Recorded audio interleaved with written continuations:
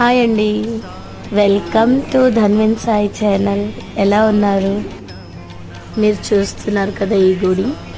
నేను ముందు బ్లాగ్లో ధన్విన్ షార్ట్ వీడియో కూడా పెట్టాను. ఇది మా ఇంటి దగ్గర ఉన్న సాయిబాబా గుడి అండి. ఈ గుడిలోనే అమ్మవారిది, సాయిబాబాది, ఒకే గుడిలో అన్ని దేవుళ్ళు ఉన్నారండి. అమ్మవారు ఉన్నారు, సాయిబాబా తండ్రి ఉన్నారు, శివయ్య ఉన్నారు. సో నాకు ఈ గుడి అంటే చాలా ఇష్టం.